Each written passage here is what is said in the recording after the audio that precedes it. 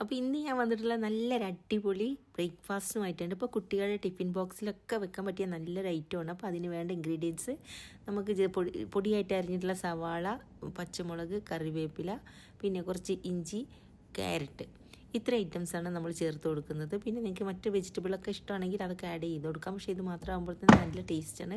അപ്പോൾ ഇനി ദോശമാവ് എടുത്തിട്ടുണ്ട്. നമ്മൾ ദോശമാവല്ല, ഇഡ്ഡലീൻ്റെ കുറച്ച് കട്ടിയുള്ള മാവാണ് എടുത്തിട്ടുള്ളത്. അപ്പോൾ ഇനി ഇതൊന്ന് വഴറ്റിയെടുക്കണം വെജിറ്റബിളൊക്കെ. അപ്പോൾ അതിന് വേണ്ടി പാൻ ചൂടാക്കാൻ വെച്ച് അതിലേക്ക് ആവശ്യത്തിനുള്ള ഓയിൽ ഒഴിച്ചു കൊടുക്കാം. ഓയിലിന് പകരം നമുക്ക് കുറച്ച് ബട്ടറോ ഒക്കെ ചേർത്തിട്ടുണ്ടെങ്കിൽ നല്ല ടേസ്റ്റ് ആയിരിക്കും കേട്ടോ. ബട്ടറോ ഗീയോ എന്തെങ്കിലുമൊക്കെ ചേർത്ത് കൊടുക്കാം. ഞാനിപ്പോൾ ഓയിൽ മാത്രമേ യൂസ് ചെയ്തിട്ടുള്ളൂ. ഇനി അതിലേക്ക് കടുകിട്ട് അത് പൊട്ടുന്നത് വരെ വെയിറ്റ് ചെയ്യാം. പൊട്ടുമ്പോൾ നമുക്ക് അരിഞ്ഞ് വെച്ചിട്ടുള്ള ഈ സവാളയൊക്കെ ഇട്ട് നന്നായിട്ടൊന്ന് വഴറ്റിയെടുക്കാം.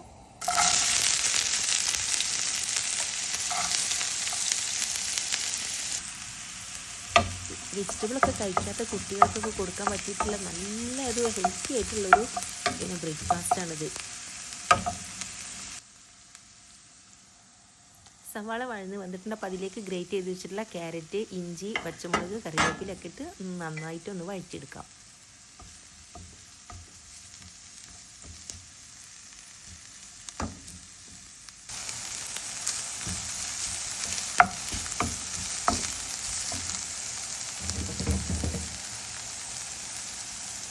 ഇതിലേക്ക് ആവശ്യത്തിനുള്ള ഉപ്പും കൂടെ ചേർത്ത് കൊടുക്കാം. മാവിൽ ഓൾറെഡി ഞാൻ ഉപ്പിട്ടിട്ടുണ്ട്. അപ്പോൾ അതുകൊണ്ട് തന്നെ ഈ വെജിറ്റബിളിലേക്ക് വേണ്ട ഉപ്പ് മാത്രം ചേർത്ത് കൊടുത്താൽ മതി.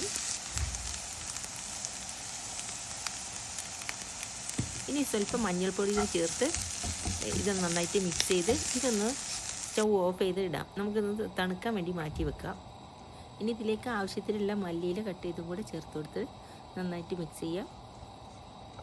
അപ്പോൾ നല്ലൊരു വെജിറ്റേറിയൻ ഡിഷാണ്. പിന്നെ പ്രത്യേകിച്ച് ഇത് ഉണ്ടാക്കാൻ വളരെ എളുപ്പമാണ്. അപ്പോൾ കുട്ടികൾക്കാണെങ്കിൽ ഞാൻ പറയില്ല, ടിഫിൻ ബോക്സിൽ ഇതിൻ്റെ കൂടെ ചട്ടിനിയോ ചമ്മന്തിയോ ഒന്നും ഇല്ലാതെ തന്നെ കഴിക്കാൻ പറ്റും. അപ്പോൾ ഈ തണുത്തതിന് ശേഷം ഈ വെജിറ്റബിൾ നമുക്ക് ഇഡ്ഡലി മാവിലേക്ക് നന്നായിട്ട് മിക്സ് ചെയ്തെടുക്കാം.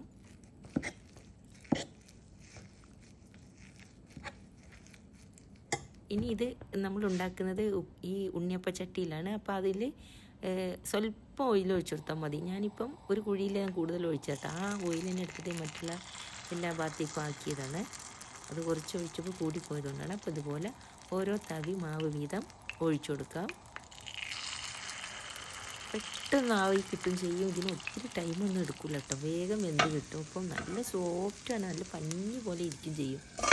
പിന്നെ ഞാൻ പറഞ്ഞില്ല, ഒരുപാട് എണ്ണ ഒന്നും ഒഴിക്കേണ്ട ആവശ്യമില്ല. അപ്പം നല്ല ടേസ്റ്റ് ആയിട്ടുള്ളതാണ്.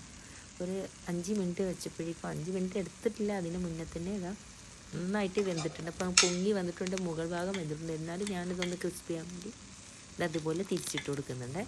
അപ്പോൾ വളരെ സിമ്പിളായിട്ടുള്ള, വളരെ ഈസി ആയിട്ടുള്ള, ഹെൽത്തി ആയിട്ടുള്ള ഒരു ബ്രേക്ക്ഫാസ്റ്റിനും പിന്നെ നമുക്ക് ഈവനിങ് സ്നാക്കായിട്ടൊക്കെ യൂസ് ചെയ്യാം.